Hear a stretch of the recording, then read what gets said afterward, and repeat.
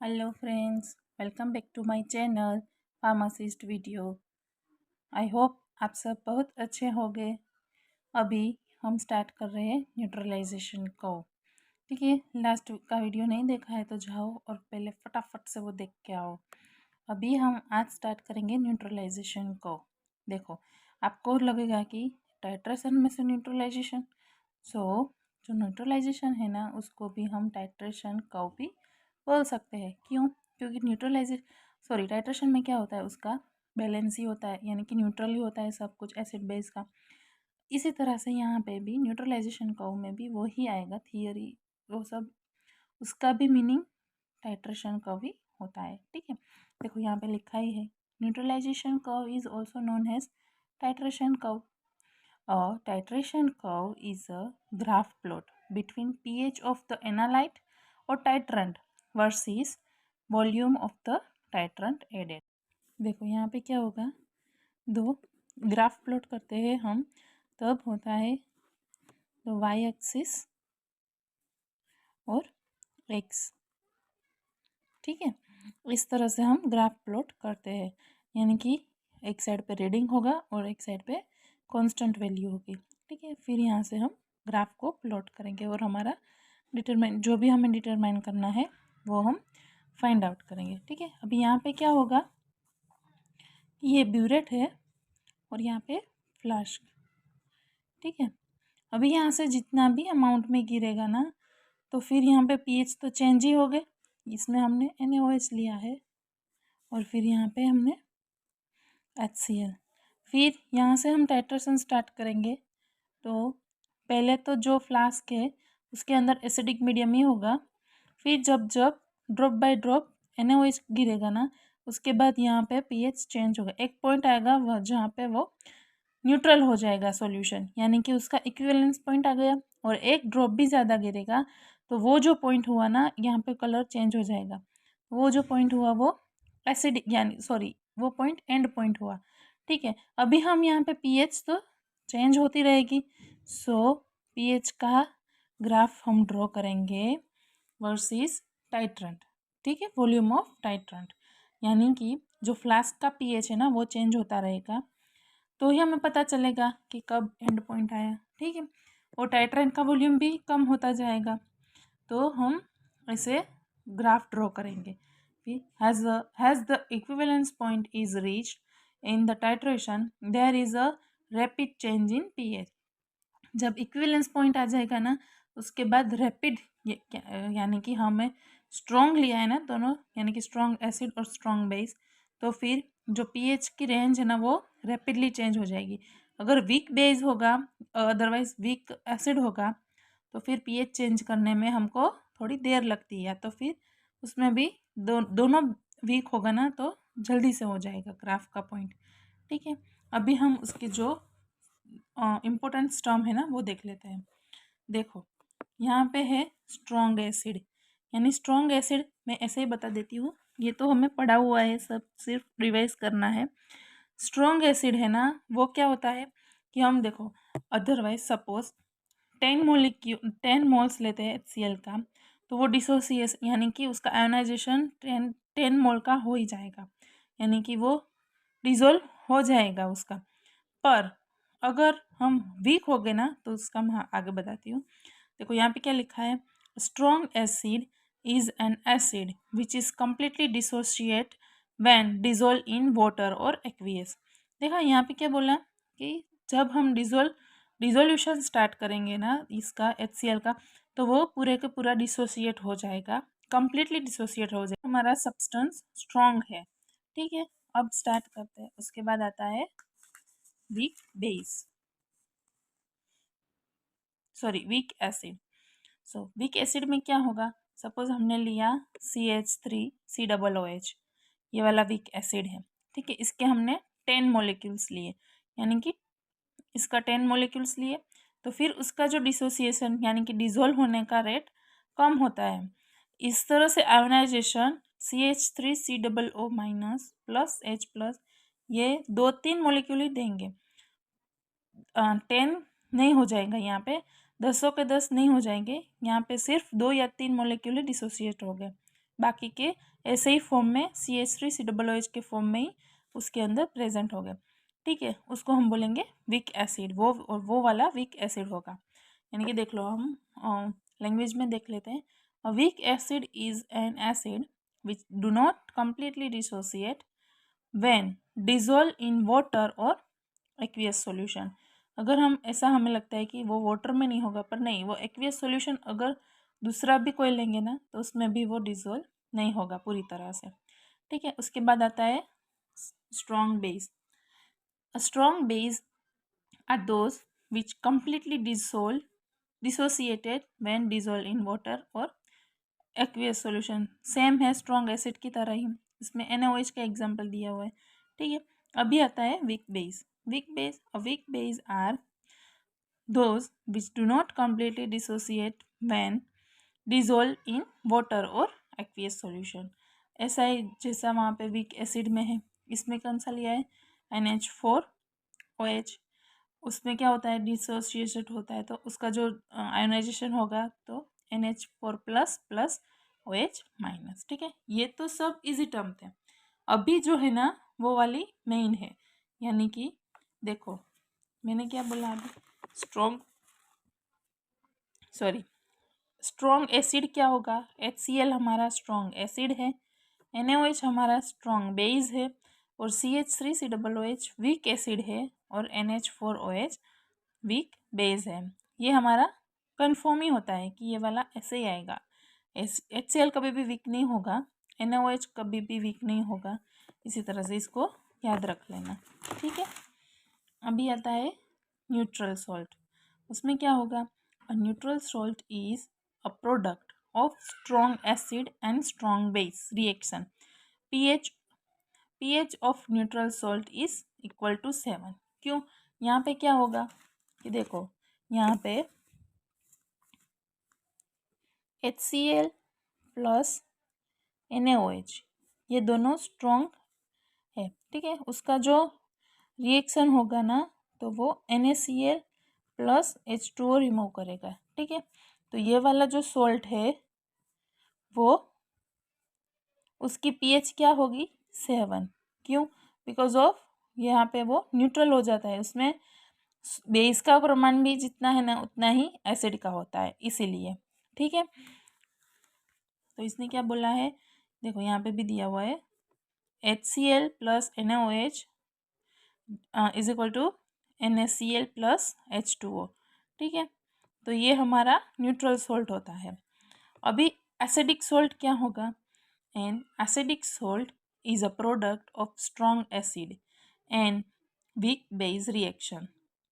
pH of acidic salt is less than 7, ठीक है। उसका क्या होगा कि जो pH होगा ना वो 1 to 7 के बीच में होगा, क्योंकि ये एसिडिक सॉल्ट है। देखो यहाँ पे एग्जांपल दिया हुआ है, HCl प्लस NH4OH। HCl है ना वो हमारा स्ट्रॉन्ग एसिड है, और NH4OH वो हमारा वीक बेस है, ठीक है। उसके लिए उसके साथ जो रिएक्शन होगा ना उसमें NH4Cl और H2O रिमूव होगा, ठीक है। अभी बेसिक सॉल्ट में भी ऐसा ही होगा। A basic salt is product of strong base and weak acid reaction.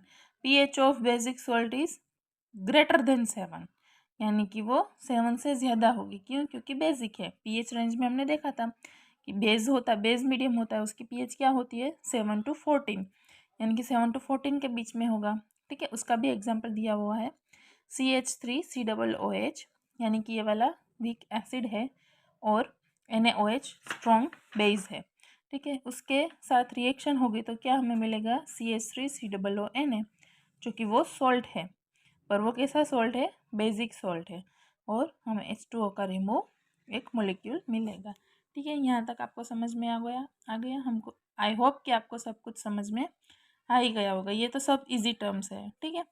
अभी हम देखते हैं classification of acid base titration. देखो यहाँ पे ट्विस्ट करके भी आपको पूछ सकते हैं एग्जाम में कि क्लासिफिकेशन ऑफ न्यूट्रलाइजेशन कर्व लिखो। एसिड बेस और न्यूट्रलाइजेशन कर्व सभी सेम ही होता है, ठीक है। उसमें कुछ चेंज नहीं होता है, दोनों का मीनिंग सेम ही हुआ, ठीक है। अभी यहाँ पे क्या है, acid base titration are classified in 4 categories. Generally ये 4 में नहीं होता है, 8 कैटेगरीज में डिवाइड होता है, पर यहाँ पे आपके सिलेबस में सिर्फ 4 ही दिया हुआ है। ठीक है। Acid base titration are generally classified है in a 4 category according to titration curve. ठीक है। अब यहाँ पे भी क्या होगा, पीएच का ही सब कुछ खेल है। ठीक है। अभी देखो किसने कौन से क्लास है, strong acid and versus strong base. First में जो होगा ना वो हमारा एनालाइट यानी कि जो फ्लास्क में है, और सेकंड जो है यानी कि वर्सेस जो होगा ना वो हमारा टाइट्रेंट यानी कि जो ब्यूरेट में फिल किया है ना वो वाला सॉल्यूशन। यानी कि हम लिखते हैं स्ट्रॉन्ग एसिड, तो स्ट्रॉन्ग एसिड किस में होगा, हमारे फ्लास्क के अंदर, और स्ट्रॉन्ग बेस हमारे ब्यूरेट में, इस तरह से। ठीक है।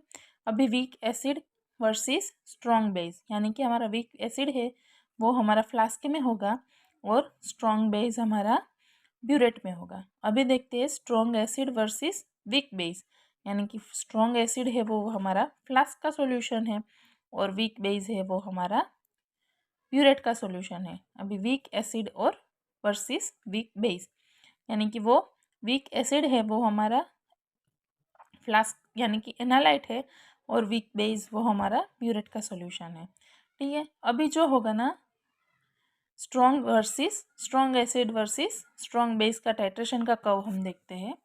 उसमें क्या होगा, suppose our analyte is HCl। मैंने बोला ना कि HCl है वो स्ट्रॉन्ग एसिड है, इसको क्या बोलेंगे, hydrochloric acid. And titrant is sodium hydroxide यानी कि NaOH। That are strong acid and strong base. देखा मैंने बोला था ना, स्ट्रॉन्ग एसिड और स्ट्रॉन्ग बेस क्या होता है कि वो स्ट्रॉन्ग एसिड HCl है और स्ट्रॉन्ग बेस है वो हमारा NaOH है। ठीक है। यहाँ तक आपको समझ में आ गया। अभी क्या होगा कि जो HCl है, HCl वो एनालाइट यानी कि वो फ्लास्क में होगा, और NaOH है वो सोडियम हाइड्रोक्साइड यानी कि वो ब्यूरेट में फिल करेंगे हम। ठीक है। Now if we plot a graph between pH of the analyte versus volume of titrant added, we will get a titration curve has, देखो यहाँ पे दिखाया, देखो यहाँ पे प्लॉट किया हुआ है ग्राफ। वाई एक्सिस पे क्या लिया हमने, pH ऑफ एनालाइट, और एक्स एक्सिस पे हमने लिया है volume of titrant added. Volume of titrant added जो लिया है ना वो हमने एक्स एक्सिस पे लिया है। देखो यहाँ पे क्या होता है कि फर्स्ट वाला पॉइंट है वो क्या है कि वहाँ पे हमने कुछ भी ऐड नहीं किया है, यानी कि फ्लास्क के अंदर स्ट्रॉन्ग एसिड यानी कि HCl है और बेस जो है वो ब्यूरेट में फिल किया है, तो यहाँ पे कुछ टाइट्रेशन कुछ स्टार्ट ही नहीं हुआ है। तो फिर हमारा फर्स्ट वाला पॉइंट कहाँ पे मिल गया, 1 नंबर पे। क्यों 1 नंबर पे, क्योंकि जो स्ट्रॉन्ग एसिड है उसका तो कुछ उसका पीएच क्या होता है 1 to 2। मैंने लास्ट टाइट्रेशन वाला जो लेक्चर पढ़ाया था ना उसमें बोला ही था कि HCl सबसे स्ट्रॉन्ग है, तो फिर उसका पीएच क्या होगा, 1 होगा। तो फिर यहाँ पे हमने यहाँ से स्टार्ट किया है 1 से, तो हमारा पहला पॉइंट मिल गया 1। अभी हम टाइट्रेशन स्टार्ट करते हैं, तो थोड़ा सा बीच में हमने टाइट्रेशन स्टार्ट किया ना, तो फिर हमको ये वाला पॉइंट मिला 2। वहाँ पे क्या हुआ है, थोड़ा सा हमने स्टार्ट किया तो हमने सेकंड वाला पॉइंट जो कि हमारा न्यूट्रलाइजेशन का सॉरी हमारा जो इक्विवेलेंस पॉइंट आता है ना उससे पहले का हमने एक रीडिंग ले लिया, ताकि हमारा ग्राफ का शेप है ना वो अच्छी तरह से है, इसलिए हमने सेकंड वाला भी एक लिया बीच में। देखो यहाँ पे तब क्या है, अभी भी सॉल्यूशन जो फ्लास्क का है वो एसिडिक ही है, यानी कि वो 4 नंबर पे है, यानी कि उसका रीडिंग क्या है 4। ठीक है। वहाँ उसकी पीएच क्या है 4, और यहाँ पे कुछ यहाँ तक ये वॉल्यूम यहाँ तक आया है जो हमारा ब्यूरेट का है वो। अभी हमने यहाँ पे इक्विवेलेंस पॉइंट मिल गया, तो वो इक्विवेलेंस कब हुआ, जब हमारी पीएच हुई 7। ठीक है। हम ये कैसे मेजरमेंट करेंगे कि इसकी पीएच इतनी हुई, विद द हेल्प ऑफ वो पीएच स्ट्रिप जो हमारे पास हमारे लैब में अवेलेबल होती है, उससे हम पता कर पाएंगे कि उसकी पीएच कितनी हुई। ठीक है।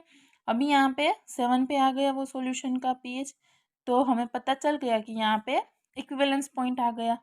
ठीक है। फिर हमें थोड़ा सा ही, यानी कि ये एसिड स्ट्रॉन्ग है ना दोनों, तो थोड़ा लंबा चलेगा इसका टाइट्रेशन। तो हमको मिला 12 pH से हमारा एंड पॉइंट, यानी कि ये 4 नंबर है ना वो एंड पॉइंट है। तो हमारा pH कितना हुआ, 12 से थोड़ा सा ऊपर हुआ, तब हमको मिला 4 नंबर, यानी कि एंड पॉइंट। ठीक है, ये इस तरह से ये ग्राफ में प्लॉट करना। अगर आपको एग्जाम में भी पूछ सकते हैं कि इसका ग्राफ प्लॉट करो, क्लासिफिकेशन पूछे तब तो ये ग्राफ प्लॉट करना ही पड़ेगा आपको। ठीक है, अभी पॉइंट टू पॉइंट इसका मैं बता देती हूँ और दूसरे सबका आप देख लेना नोट्स में से। ठीक है, यहाँ पे क्या है, लैंग्वेज में लिखा है जो मैंने अभी बोला वो। अभी क्या लिखा है, point 1, no NaOH is added in the HCl, so the pH of the analyte is very low due to strong acid HCl। मैंने बोला ना अभी कि HCl स्ट्रॉन्ग एसिड है, तो फिर उसमें वो 1 से ही स्टार्ट होगा उसका pH, तो उसका pH ही इतना होता है, बहुत ही स्ट्रॉन्ग होता है HCl, इसीलिए। ठीक है, तो फिर वहाँ पे NaOH तो ऐड हुआ ही नहीं है, तो फिर उसका रिएक्शन तो कुछ होगा ही नहीं। ठीक है, अभी second number, point second, this is the point at which pH is recorded at a time just before complete neutralization take place। देखा मैंने क्या बोला कि इक्विवेलेंट पॉइंट आएगा ना, उससे पहले भी हमने एक रीडिंग लिया है जो कि आता है 4 pH पे। ठीक है, अभी थर्ड वाला, this is the equivalence point at this time moles of NaOH is equal to moles of HCl in the analyte. The solution contains neutral salt and hence pH is neutral. Example, pH is 7। देखो यहाँ पे क्या हुआ, moles of analyte is equal to moles of NaOH, दोनों का मोल equal amount में हो गया, तब हम उसको बोलेंगे इक्विवेलेंस पॉइंट। तो यहाँ पे क्या हुआ, pH कितनी हुई, 7, यानी कि ये न्यूट्रल सॉल्ट हो गया। ठीक है, अभी होता है fourth number, addition of NaOH continuous, pH starts becoming basic because HCl was neutralized at equivalence point and now excess of OH minus ion presence in the solution। देखा कि यहाँ पे HCl तो ख़त्म हो गया, तो वो NaOH है वो तो अपना रिलीज करता ही रहेगा Na प्लस और OH माइनस, तो यहाँ पे OH माइनस का प्रमाण बढ़ जाएगा, तो फिर वहाँ पे वो क्या होगा कि बेसिक मीडियम हो गया वो एनालाइट का। ठीक है, तो फिर वहाँ पे एंड पॉइंट हमारा आ गया, क्योंकि उसमें इंडिकेटर भी प्रेजेंट होगा, तो फिर वो इंडिकेटर बेसिक मीडियम में सोर्स करता है पिंक कलर, जो हमने फिनेप्थोलिन लेते हैं ना एसिड बेस टाइट्रेशन के लिए, तो फिर वहाँ पे पिंक कलर सोर्स करता है, तो फिर वो पिंक कलर दिख जाएगा हमको, यानी कि हमारा टाइट्रेशन फिनिश हो गया है। ठीक है, अभी देखते हैं weak acid versus strong base. तो देखो इसमें क्या होता है, let's assume our analyte is acetic acid, it means CH3COOH and titrant is sodium hydroxide यानी कि NaOH। Now if we plot a graph between pH of the analyte CH3COOH and volume of the titrant NaOH added, then we will get a titration curve as shown below। देखो यहाँ पे मैंने दिखाया है, same ही है, वहाँ से start होती है क्योंकि यहाँ पे बेस एसिड वीक है। ठीक है, तो उसकी pH थोड़ी कम होगी, यानी कि वो 3, 4, 5, 6 ऐसी होगी उसकी pH। यहाँ से यहाँ पे हमने उसकी जो pH है ना वो 3 से स्टार्ट होती है, तो वहाँ पे हमारा 0.1 मिल गया। फिर थोड़ा सा टाइट्रेशन स्टार्ट किया, तो फिर यहाँ पे तो वीक है ना एसिड, तो फिर उसका बेस का जो होगा ना वो बेसिक मीडियम जल्दी से आ जाएगा इसमें, यानी कि इसमें क्या हुआ कि 5 नंबर पे हमने सेकंड वाला रीडिंग ले लिया। फिर इक्विवेलेंस पॉइंट क्यों नहीं आ रहा है, क्योंकि हमारा एसिड है ना वो वीक है, तो उसके लिए हमें थोड़ा और टाइट्रेशन करना पड़ेगा, तब जाके वहाँ पे न्यूट्रलाइजेशन होगा, और न्यूट्रलाइजेशन होगा उसको ही हम बोलेंगे इक्विवेलेंस पॉइंट। यानी कि देखो यहाँ पे 8 और 9 के बीच पे हो रहा है इक्विवेलेंस, क्यों, ड्यू टू एसिड है ना वो हमारा वीक है इसीलिए। ठीक है, अभी जो हमारा एंड पॉइंट है ना वो भी जल्दी से नहीं आएगा ना। देखो यहाँ पे वो बार नंबर पे आता है हमारा एंड पॉइंट, ठीक है। देखो यहाँ पे भी है, उसका भी लैंग्वेज में लिखा है यहाँ पे मैंने। पॉइंट 1 आप देख लेना, वो सेम ही है। यहाँ पे हम पॉइंट 3 यानी कि इक्विवेलेंस का देखते हैं। This is the equivalence point at this moles of NaOH added is equal to moles of CH3COOH.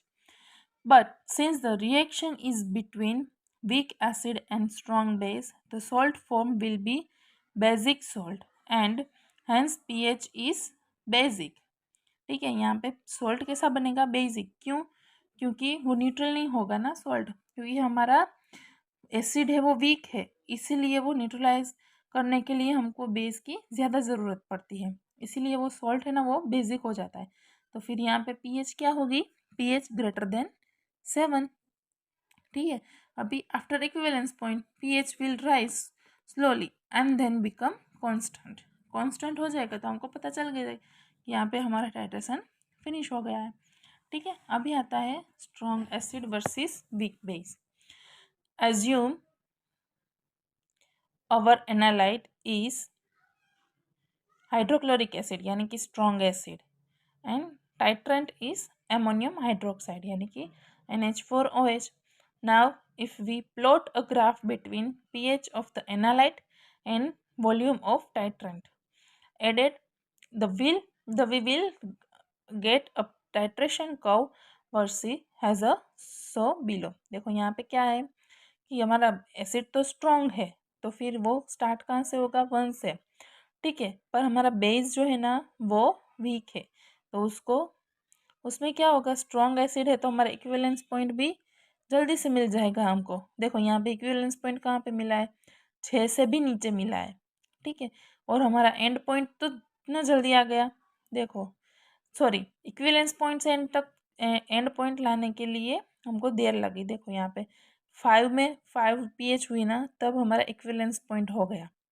अभी हमको एंड पॉइंट आने के लिए हमको 10 तक जाना पड़ा, तब तक टाइट्रेशन करना पड़ा, तब हमको एंड पॉइंट मिला। क्योंकि एसिड में तो हमको पता ही है फिनोल्फथालीन इंडिकेटर यूज़ होता है ना, वो वाला हमको बेसिक मीडियम होगा थोड़ा सा, उसके बाद जाके हमको मिलेगा।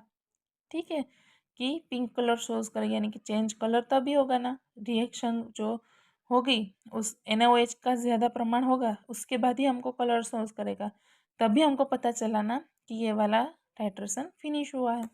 ठीक है, वही है सेम पॉइंट्स में, आप पढ़ लेना वहाँ पे, मैं समझा देती हूँ क्या होता है उसके अंदर। ठीक है, वीक एसिड और वीक बेस। देखो यहाँ पे क्या है, दोनों ही वीक है, एसिड भी वीक है और बेस भी वीक है। इसमें क्या होता है? Let's assume our analyte is acetic acid. हमने लिया कि CH3COOH है ना वो हमारा एनालाइट है, एंड अमोनियम हाइड्रोक्साइड है ना वो हमारा टाइट्रेंट यानी कि जो ब्यूरेट का सॉल्यूशन है वो।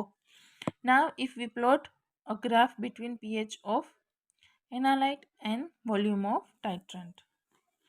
देखो यहाँ पे क्या होता है कि pH एसिड क्या है? वीक है, तो फिर उसका ग्राफ कहाँ से स्टार्ट होगा? 3 से। तो 3 से स्टार्ट हुआ और सेकंड नंबर पे तो हमारा इक्विवेलेंस पॉइंट ही मिल गया हमको। क्यों? क्योंकि दोनों वीक है, इसलिए वो जल्दी से मिल जाएगी। पर हाँ, उसका जो वो होगा ना इक्विवेलेंस पॉइंट, वो 7 पे नहीं, वो थोड़ा ऊपर मिलेगा। ठीक है, और एंड पॉइंट तो तुरंत ही आ जाता है यहाँ पे। ठीक है, इस तरह से इसमें ये हुआ हमारा न्यूट्रलाइजेशन कर्व। न्यूट्रलाइजेशन कर्व और एसिड बेस का क्लासिफिकेशन पूछे तो यही सब लिखना है आपको। सब इजी है, एक ग्राफ आप अच्छे से पढ़ लोगे ना तो आपको सब कुछ आ जाएगा। सिर्फ अपना जो क्लासिफिकेशन का नाम है ना उसके ऊपर से आपको थ्योरी बनानी है लिखने के लिए।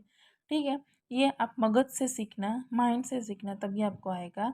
अदरवाइज रट्टा मारोगे ना तो कुछ भी समझ में नहीं आएगा।